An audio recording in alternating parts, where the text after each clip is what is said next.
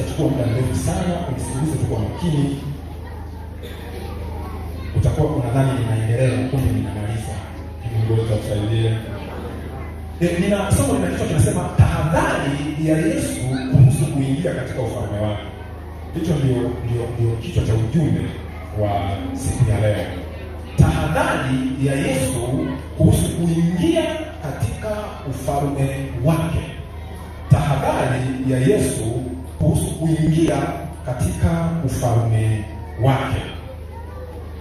Andiko letu la msingi linatoka kitabu cha Mathayo sura 7 mstari wa 21, 22 na 23. Mstari mitatu tu, 21, 22, 23. Tahadhari ya Yesu kuingia katika ufalme wake. Mathayo sura ya 7 sura ya 21, sura ya 7 mstari wa 21 mpaka 23.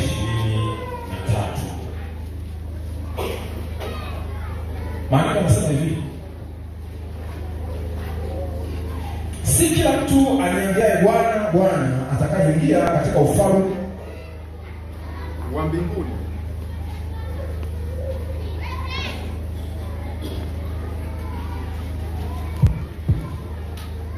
si kila mtu aniambiaye Bwana, Bwana atakayeingia katika ufalme wa mbinguni, bali ni yeye afanyaye mapenzi ya Baba yangu aliye mbinguni. Wengi wataniambia siku ile, Bwana, Bwana, hatukufanya unabii kwa jina lako, na kwa jina lako kutoa pepo, na kwa jina lako kufanya miujiza mingi? Ndipo nitawaambia dhahiri, sikuwajua ninyi kamwe, ondokeni kwangu ninyi mtendao maovu.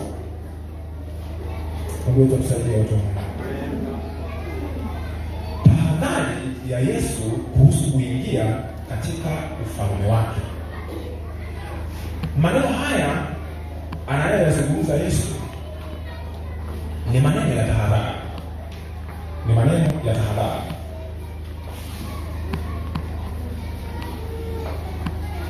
Alikuwa hazungumzii dalili za wakati wa kuja kwake hapa. Alikuwa anazungumzia namna ambavyo watu hawa wanatakiwa kuishi wakati wanasubiri kuingia katika ufalme wake. Na lengo la tahadhari ni kumfanya mtu ayaepuke madhara yatakayokuja. Ndio maana ya kuwa na tahadhari. Mahali popote ambapo kuna jambo linaloashiria tahadhari, linataka kumfanya huyu mtu ambaye anaiona hiyo alama ya tahadhari ya kwamba asije akaingia katika hatari. Lengo la tahadhari ni kumuondoa mtu katika hatari. Ndicho kitu ambacho Yesu alikuwa anakizungumza kwa wanafunzi wake, lakini si wanafunzi wake tu, na wale watakao kuwapo baadaye ambao ni sisi. Sasa mimi ninazo tahadhari tatu tu ambazo nataka tuziangalie kwa kadri ambavyo Yesu alikuwa anazungumza katika kitabu cha Mathayo hii sura ya 7 mstari wa 21 mpaka 25. Tahadhari ya kwanza andika hivi, nitazipa A, B na C. Tusiwe kwenye eneo sahihi bila kuambatana na mwenye eneo sahihi. Tusiwe kwenye eneo sahihi bila kuambatana na mwenye hilo eneo lililo sahihi. Tanielewa mtu wa Mungu? Tusiwe kwenye eneo sahihi bila kuambatana na huyo mwenye eneo sahihi. Hii ni tahadhari ya kwanza ambayo Yesu anaitaja katika Mathayo sura ya 7 mstari wa 21. Nasema sura ya 21 peke yake. Unasema hivi, si kila mtu aniambiaye Bwana, Bwana. Shika hiyo peke yake. Sio kila mtu aniambie, shika Bwana, Bwana peke yake inatosha. Si kila mtu aniambiaye Bwana, Bwana. Bwana, Bwana. Bwana, Bwana. Yesu alikuwa anazungumza na wanafunzi na wengine wote ambao walikuwa pamoja naye.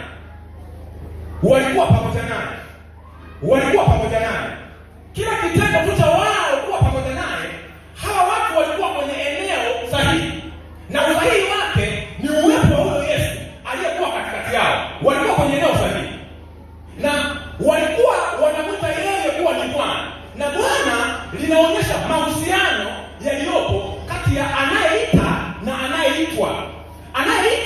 ni Yesu. Anayeita ni hawa wanaosema Bwana, Bwana. Wako kwenye eneo sahihi pamoja na Yesu. Wanakuwa pamoja, wanatembea pamoja, wanakuwa pamoja. Anawafundisha wakiwa wote wako pamoja, wako katika eneo sahihi. Lakini changamoto iliyokuwapo katikati yao, hawakuambatana na huyu aliye sahihi katika eneo sahihi. Wao walikuwa hawako upande wake. Anatoa hiyo tahadhari. Ndio maana nasema sio wote waniambiao. Kwa hiyo wako watu katikati yao wanaosema Bwana, Bwana katika roho na kweli. Na wapo ambao hawasemi hivyo, ndio tahadhari anayoitoa. Ungeweza kusaidia hapo Mungu. Wapo lakini hawaambatani na yeye katika hilo eneo.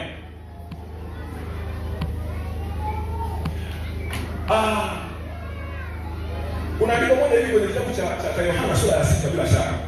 Anasema kwamba wanafunzi sawa walikuwa ni makutano. Waliposogea pale wakaona Rabi, kumbe umekuja na huku. Yesu akasema, nimejua hili. Ninyi hamnitafuti kwa sababu kuna kitu mnakitaka kutoka kwangu au miujiza, lakini kwa sababu ya kile chakula ambacho mlikula. Maana yake uwepo wenu katikati yangu si kwa sababu ya jambo la muhimu ambalo mnalihitaji zaidi, ambalo mimi natamani sana ili mjue hilo. Lakini kipo kitu kingine tu ambacho hakina umuhimu, ndicho mnachokitafuta. Mungu wetu atusaidie watu wa Mungu.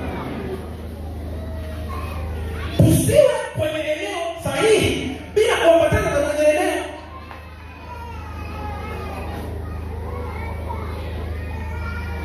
Uwe upande wake hakujengwi kwa kumwita tu, lakini kuna kitu anakitaka. Ndio maana anasema bali ni wale ambao wanayatenda mapenzi ya Baba yangu. Kwa hiyo aliye karibu yake, aliye katika eneo hilo na anayatenda mapenzi yake, huyo yuko mahali sahihi. Tahadhari hiyo haimhusu ni kama sasa. Inatoa tahadhari kwa yule ambaye yuko kwenye eneo ambalo ni sahihi kabisa, lakini hajaambatana na huyo mmiliki wa hilo eneo sahihi. Mungu atusaidie. Maana yake hawa watu kule kumfuata Yesu na kuwa pamoja naye na kutembea naye na kuwepo kila mahali alipokuwapo, walifanya hilo jambo kuwa ni desturi, lakini nia ya ndani ya makusudi haikuwepo. Sasa kwa habari ya kuingia katika ule ufalme, hawa watu walikuwa wanapoteza muda. Sasa desturi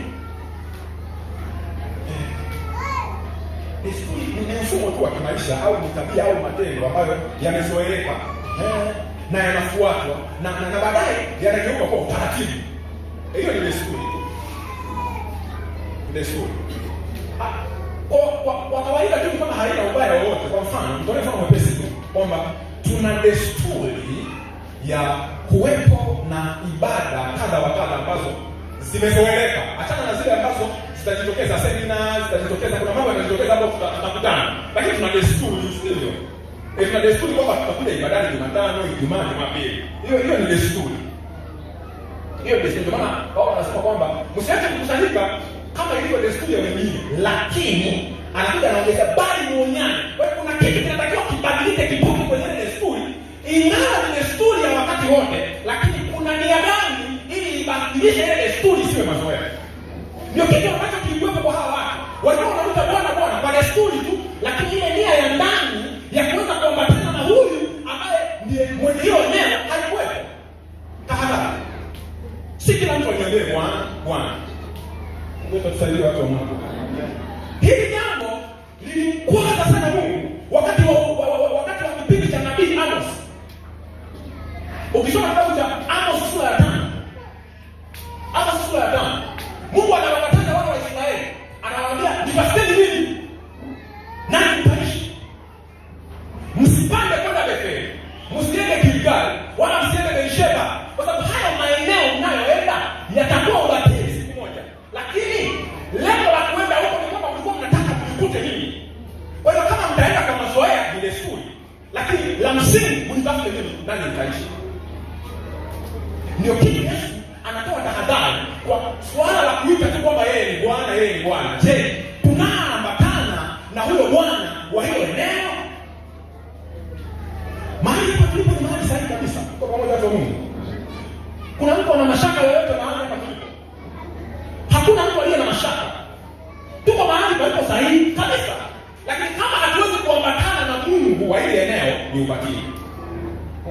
Haleluya.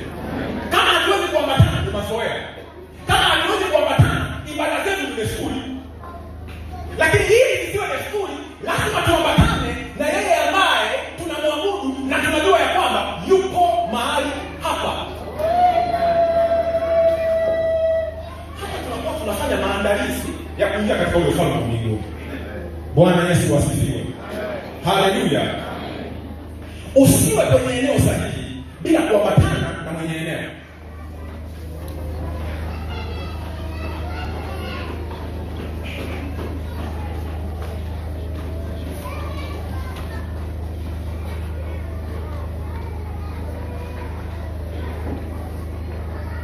Alipokuwa anawaambia hawataingia katika ule ufalme, nimesema mahali popote ambapo kuna tahadhari ina makusudi ya kutoa ina makusudi ya kumuondoa mtu katika hatari. Kwa hiyo wakati kuna watu wanaomuita Bwana kwa kumaanisha, kuna mahali wanaingia na kutaja. Tahadhari hii inataka kumwepusha mtu asije akaingia huko ambako Yesu hataki. Hawa watu waende.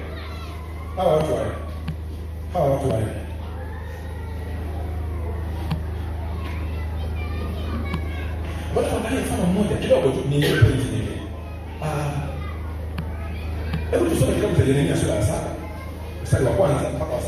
Alafu tunasoma 12 na tunaruka tunasoma 15. Yeremia sura ya 7 mstari wa kwanza mpaka wa 7.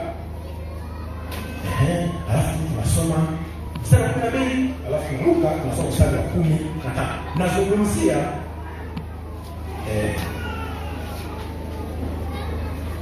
tusiwe kwenye eneo sahihi bila kuambatana na mwenye eneo sahihi.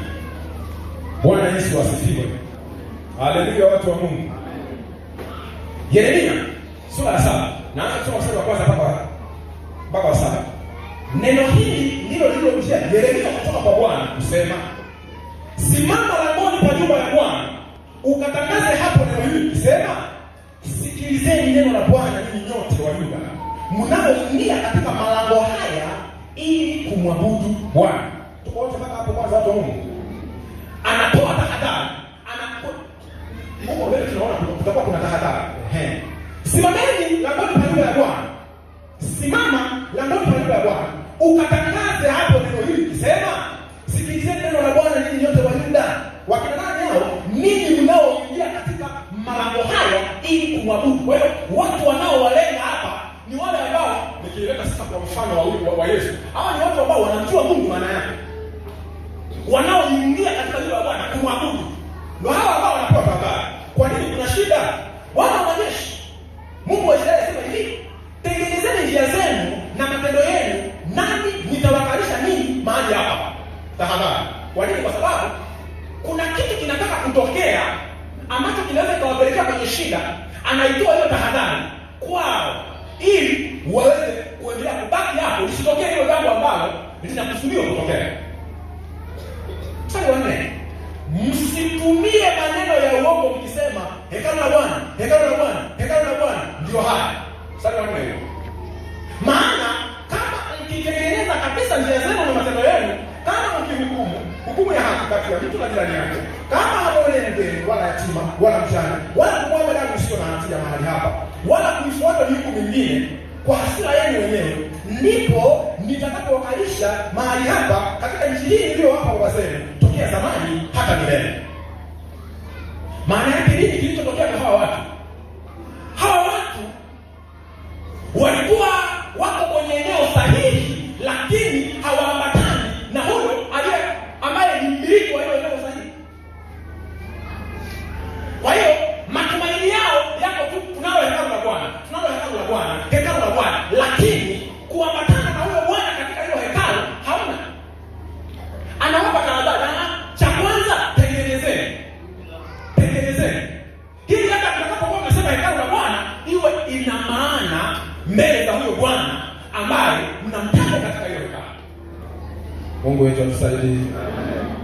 Anaanza kuwapa mifano ya hiyo tabia ya kutumainia kitu badala ya kutafuta mahusiano na Mungu. Jinsi ambavyo iliwagharimu watu wengine, iliwagharimu makundi mengine nyuma. Mstari wa 12 unasema hivi, Mstari wa 12 tunasema moja mpaka 7. Tunasoma 12, tunasoma na 15. 12 nasema hivi: lakini enendeni sasa hata mahali pangu palipokuwa katika Shilo, nilipoikalisha jina langu hapo mwanzo, mkaone nilivyopatenda kwa sababu ya uovu wa watu wangu Israeli. Shilo ndio mahali ambapo kuhani Eli alikuwa na ile sanduku. Lilikuwa ni eneo muhimu sana kwao. Shilo ndio kulikuwa maeneo ambayo walikuwa wanakutana hapo kwa ajili ya kumwabudu Mungu. Shilo. Lakini nini kilitokea pale ambapo hawakuambatana na Mungu wa Shilo? Nini kilitokea? Eneo halikusaidia kitu kwa sababu walikuwa hawajaambatana na yeye kwenye hilo eneo. Kwa hiyo Shilo si kitu. Unaposoma kwenye kitabu cha Samueli, unaona kuna wakati wa Filisti, Waisraeli wanapigana vita na Wafilisti. Na kwa kuwa walikuwa hawa watu hawajaambatana na Mungu wa Shilo, hawajaambatana na Mungu, na wanaenda kupigana vita na wanashindwa. Wanaanza wakaagiza kwamba sasa tuna jambo lingine la kufanya hapa. Tukachukua sanduku la Mungu kutoka Shilo, tulilete hapa. Jamani, tunasoma maandiko hadi sasa tunalo sisi. Hakuna kitu kilichosaidia chochote. Unaposoma kwenye kitabu cha Zaburi ya 78 huko, anakuja kueleza nini kilikuja kutokea huko Shilo. Ndio maana anawakumbusha hapa kwenye kitabu cha Yeremia. Anawaambia kumbukeni kilichotokea Shilo. Nini hapa katika hekalu naita Bwana, lakini hamjazitengeneza njia zenu. Hata watu wa Shilo nao walifikiri walikuwa wanaita Bwana hivyo bila kutengeneza. Matokeo yake Shilo iliharibiwa. Shilo haikuwepo. Mungu anachokihitaji ni wao kuambatana na yeye. Hilo ndio jambo la muhimu zaidi. Kwa wasiite tu Bwana pasipo kuambatana na Bwana. Mungu wetu atusaidie. Amen. Mstari wa 15 anawapa mfano mwingine tena. Ni tahadhari. Tuko pamoja watu wa Mungu. 15 anasema hivi: nami nitawatupa ninyi mbali na macho yangu kama nilivyowatupa ndugu zenu wote, yaani wazao wa Efraim. Mstari wa 13. Hawa wazao wa Efraim ni yale makabila 10. Ufalme wa Israeli uligawanyika, yakawa makabila mawili. Yakawa kuna mataifa mawili katika taifa moja. Moja ukawa ni ufalme wa kusini na mwingine ukawa ufalme wa kaskazini. Ufalme wa kaskazini ndio huo na makabila 10. Na katika haya makabila 10, kabila lililokuwa na nguvu zaidi lilikuwa ni Efraim. Kwa hiyo unaposoma katika maandiko kuna wakati unaona Efraim imepata moja mbili tatu. Anakuwa anawazungumza wale wote makabila 10 ya Israeli. Na hao wengine walikuwa ni taifa la Yuda na Benjamin. Hao ndio wakatengeneza taifa likaitwa taifa la Yuda. Lakini hao walikuwa taifa la Israeli. Sehemu kubwa katika taifa, kabila lililokuwa na nguvu ni Efraim. Nini kiliwakuta na wao? Kwa kuwa hawakuenda pamoja na Mungu, ingawa walikuwa wanamjua. Ashuru ilikuja ikafanya uharibifu na wakachukuliwa mateka.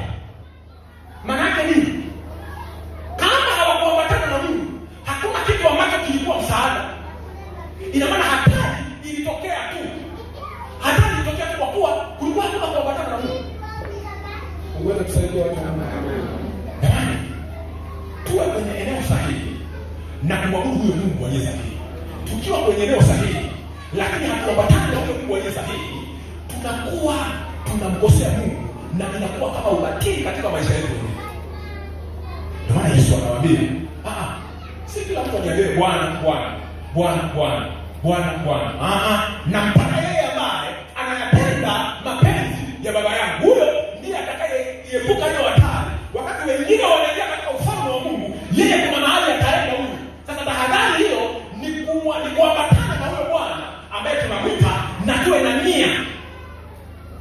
Bwana Yesu asifiwe. Haleluya.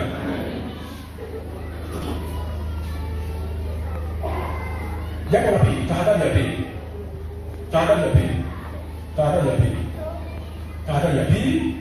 Andika, tusiwe miongoni mwa wengi walioitwa, bali tuwe miongoni mwa wateule.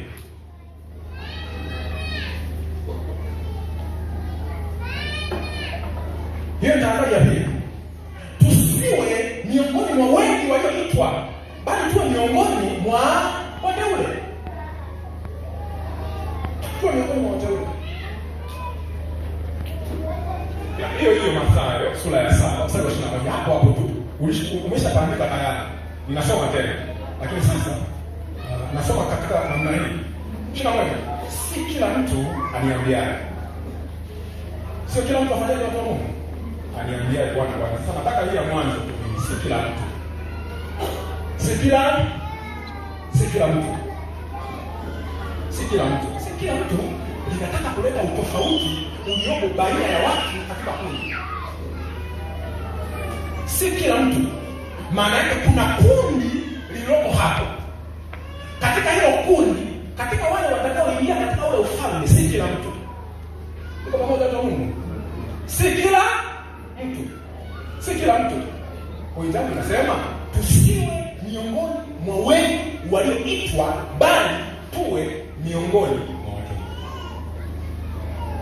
Tusiwe miongoni mwa watu wengi walioitwa, lakini tuwe miongoni mwa wateule. Tuwe miongoni mwa wateule. Kwa hiyo kuna kundi la watu wengi. Na hii kundi ambalo anazungumza kwenye kitabu cha hii Mathayo sura ya 7, hazungumzi watu walio nje. Anazungumza watu ambao wanaambatana, watu ambao wako pamoja. Ndio katika hao sio kila mtu. Katika hao wengi ambao wanamtaka Kristo. Hao wengi, si kila mtu katikati yao. Si kila mtu. Mungu atusaidie. Amen. Sio kila mtu.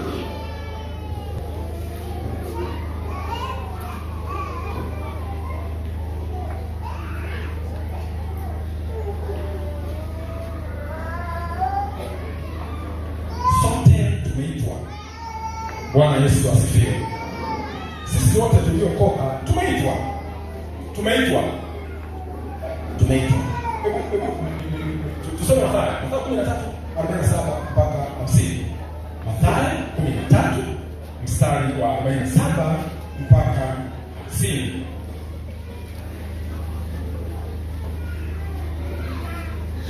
Mathayo 13 mstari wa 47 mpaka 50. Maana wasema tena, ufalme wa mbinguni umefanana na juya lililotupwa baharini, likakusanya wa kila namna.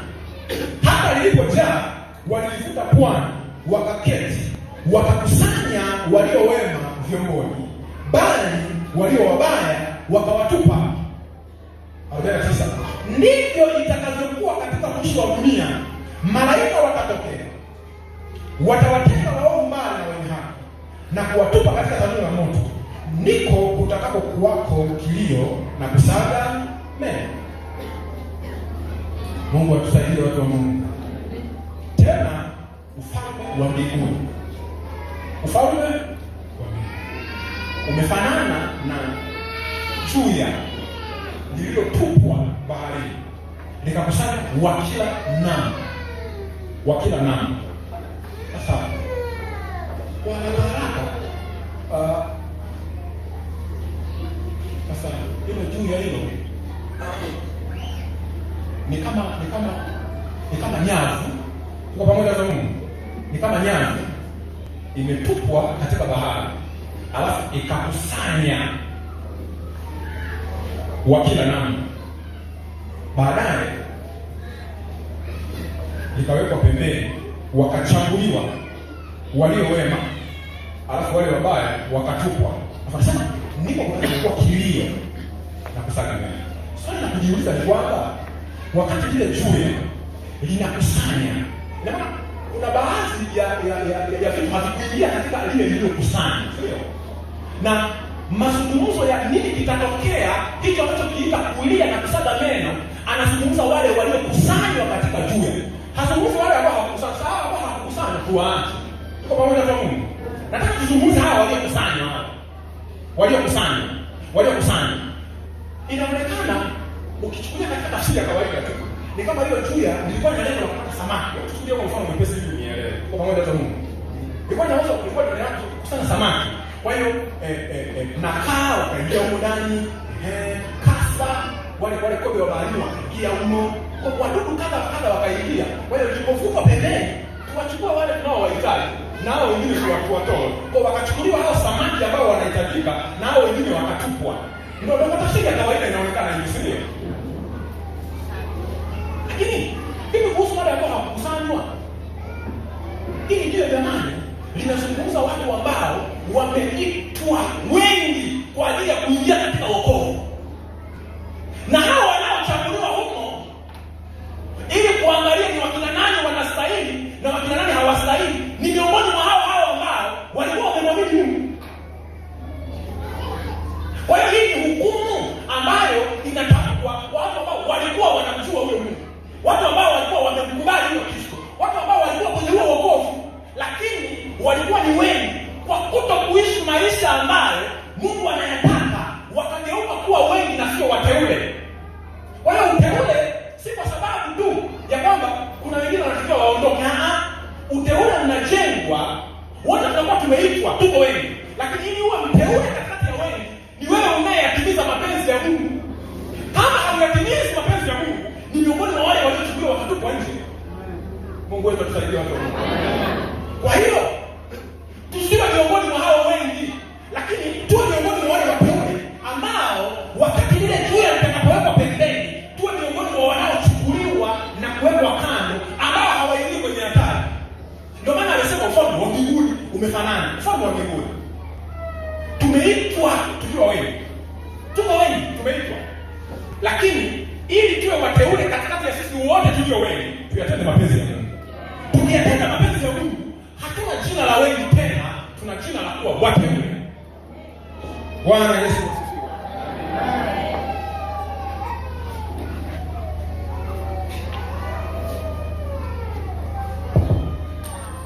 Ndio maana anawaambia si kila mtu, mko wote hapa, lakini si kila mtu.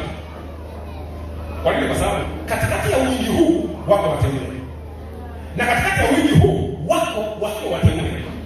Si kwa sababu hawastahili.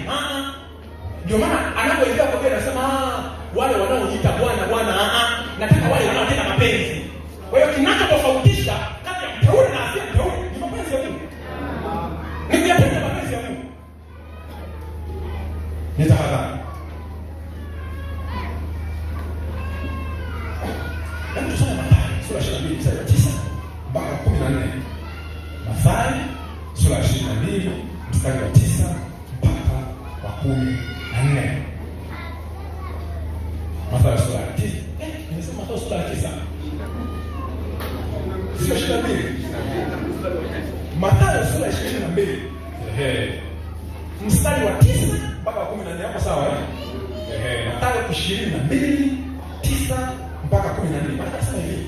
Basi nimeanzia tu katikati. Nadhani hii habari tumefahamu, si ndivyo? Basi enendeni hata njia panda za barabara, na wote mwaonao waiteni harusini. Watumwa wale wakatoka wakaenda njia kuu, wakakusanya wote waliowaona waovu kwa wema. Harusi ikajawa wageni. 11. Lakini alipoingia yule mfalme ili kuwatazama wageni wake, akaona mle mtu mmoja asiyevaa vazi la harusi. Akamwambia, rafiki, uliingiaje humu nawe huna vazi la harusi? Naye akatekewa. 13.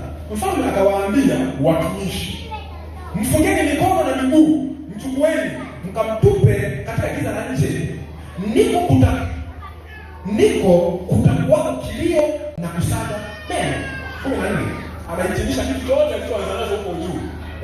Kwa maana waitwao ni wengi, bali wateule ni wachache.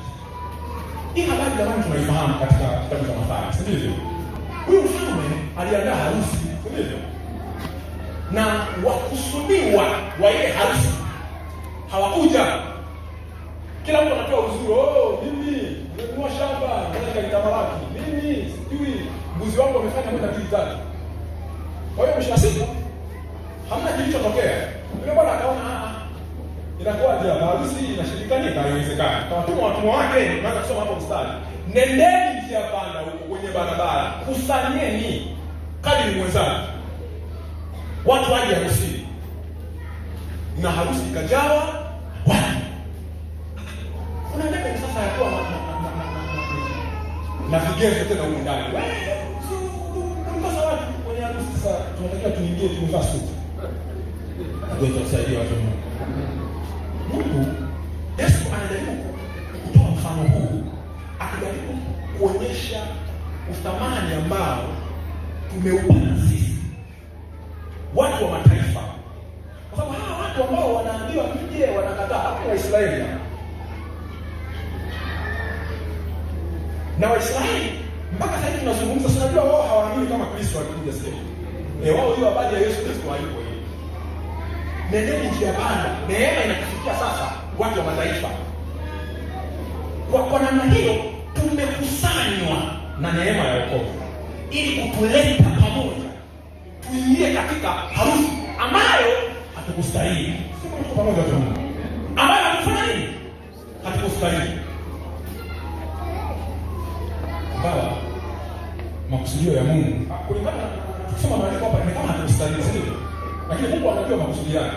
Kwa nini alianzia kwanza kule alafu aje huku? Kwa hiyo Mungu ana makusudi yake. Sisi watu wa Mungu. Kwa maana kuna maandiko yanasema kwamba kwa sehemu ngumu umewapata hao mpaka utimilifu wa mataifa uwasili. Yaani ana makusudi yake na watu wa mataifa. Baadaye atawaambia wale wana Israeli. Sasa tuendelee hapa. Hawa watu wameingia mle ndani ni wengi. Ni tafsiri tu kwamba namna ambavyo wokovu umetukusanya ili tuingie. Lakini pamoja na kuingia kwetu, kitakachofanya tuonekane kwamba sisi tu wateule, tunaishi vipi?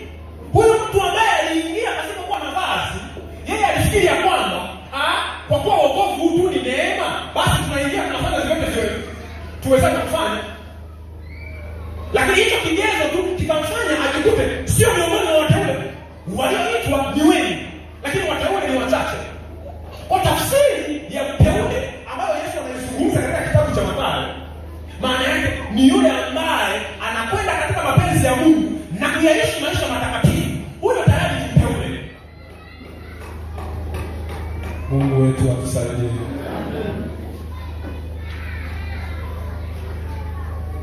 Tuwe miongoni mwa wateule.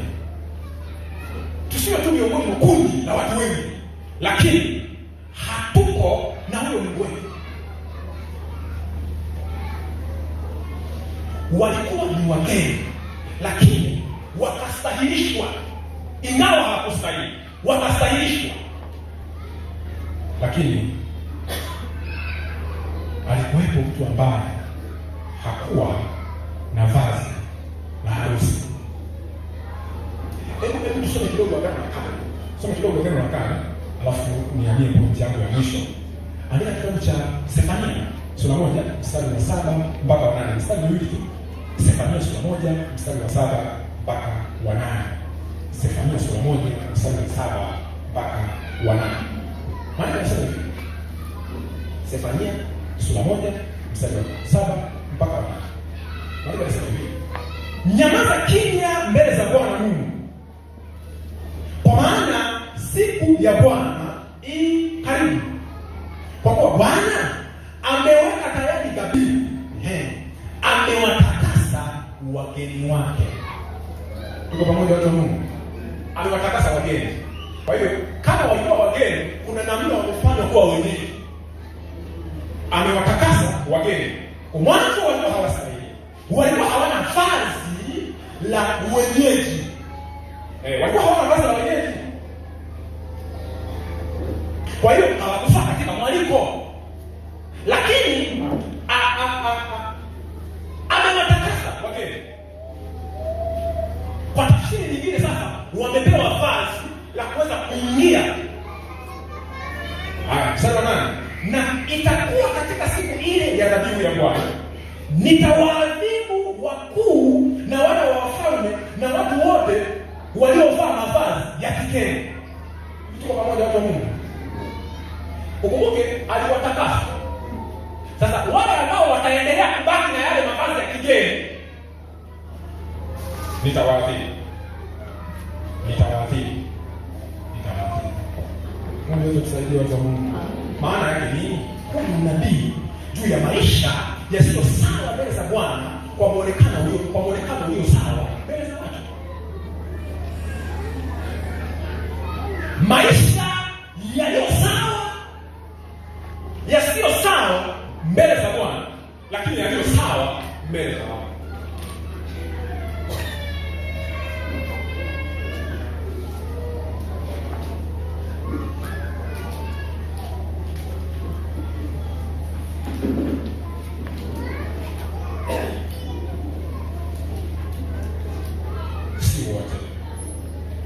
Mungu tusaidie. Watu wa Mungu, tusiwe na jina la kuwa hai wakati tukufa. Mungu tusaidie watu wa Mungu. Tuvae vazi la harusi.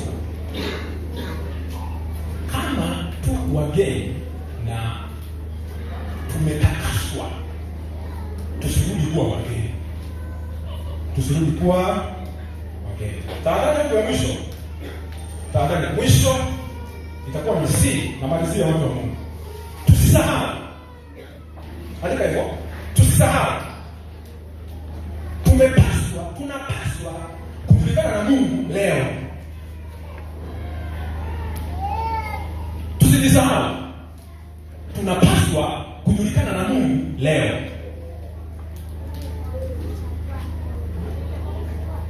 Bwana Yesu asifiwe. Haleluya. Tusisahau. Tunapaswa kujulikana na Mungu leo. Ulishaandika Mathayo sura ya 7, 21 mpaka 23 sio? Nasema mistari miwili, 22 na 23. Nasema mstari wa 22 na wa 23 ile Mathayo. Wengi wataniambia siku ile, Bwana, hatukufanya unabii kwa jina lako, na kwa jina lako kutoa pepo, na kwa jina lako kufanya miujiza mingi? 25. Ndipo nitawaambia dhahiri, sikuwajua ninyi kamwe, ondokeni kwangu ninyi mtendao maovu. Sasa nimeeleza hapo kwa nasema hivi. Usijulikane na Bwana kwa historia. Andika hiyo point. Usijulikane na Bwana kwa historia, bali julikana na Bwana leo. Jamani, sio leo tarehe 14. Ukumbuke kesho Mungu akutupa neema tukaingia kesho. Hiyo kesho ndio watu wa Mungu. Leo tuko watu wa Mungu. Usijulikane na Bwana kwa historia, bali julikana na Bwana leo. Yesu hatakuja kesho. Yesu anakuja leo kwa Mungu. Leo. Kuna mtu anaanza kusema wewe nabii wa uongo. Anakuja leo. Bwana Yesu akusaidie. Jamani, mnaelewa tafsiri yangu ya leo? Kama Yesu akija, okay, hatujui atakuja lini sasa. Inaweza kuwa leo sasa. Okay. Siku hiyo atakayokuja itakuwa tutaiita hiyo siku. Watakaokuwa wamebaki watasemezana kwa jamani, hii kumbe wale jamaa wale waliokuwa wanamtaja Yesu wale wana kumbe ni kweli. Maana leo amekuja kuwachukua. Leo amekuja kuwachukua. Na sisi tukichukuliwa kwenda mbinguni, tutasema kwamba ile tuliyokuwa tunasubiria ya kwamba Yesu atakuja jamani, kumbe ni leo. Leo. Kwa Mungu anataka atujue leo. Kwa hiyo historia ya kwamba ulitenda nini nyuma haina maana. Mungu anataka atujue leo. Bwana Yesu asifiwe. Mungu anataka kujua leo. Ndio maana hao watu wanasema kwamba Yesu anasema hivi, wengi wataniambia, sio wachache, wengi wataniambia siku ile ambayo itakuja itakuwa leo ndio. Bwana hatukufanya. Wewe unatoa historia wewe. Bwana leta historia. Hatukufanya miujiza kwa jina lako. Uenda kufanya kwa jina langu wakati huo, wakati uko na nini leo? Leo hii ukoje? Leo ukoje? Je, hatukutoa pepo?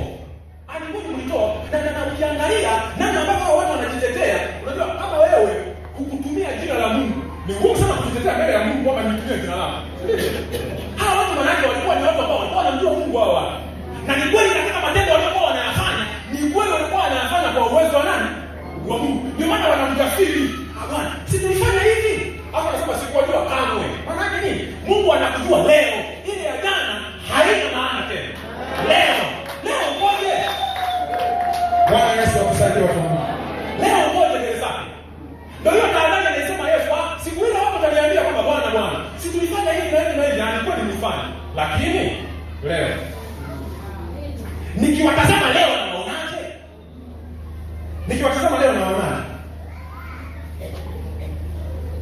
Historia ya matendo na kutumiwa na Mungu hakuamui hatima ya kuingia katika ufalme wa Mungu leo kama hauko na Bwana. Historia ya matendo yako na kutumiwa na Mungu hakutaamua hatima ya kuingia katika ule ufalme kama leo Bwana yuko pamoja na wewe. Kwa sababu siku atakapokuja itakuwa ni kwa leo. Historia haina msaada. Hii ni tahadhari ambayo Yesu anaitoa kwa wanafunzi na kwa wale wajao ambao ndio sisi. Timotheo ya pili sura 2 mstari wa 19. Timotheo ya pili sura 2 mstari wa 19, maana anasema lakini msingi wa Mungu ulio imara umesimama, wenye muhuri Bwana awajua walio wake. Huo ni muhuri. Na unajua muhuri unamaanisha umiliki. Kwa hiyo msingi ulio imara, Bwana awajua walio wake. Bwana awajua walio wake. Tena anaongea na kila alikataa jina la Bwana na uache uovu. Ndio maana Paulo anawaambia Wafilipi, sijizani kwamba nimefika, natenda jambo moja tu, nikisahau ya nyuma, nikichuchumilia yaliyo mbele. Mungu atusaidie. Tusisahau tunapaswa kujulikana na Mungu leo. Bwana Yesu asifiwe. Amen. Mungu awabariki kwa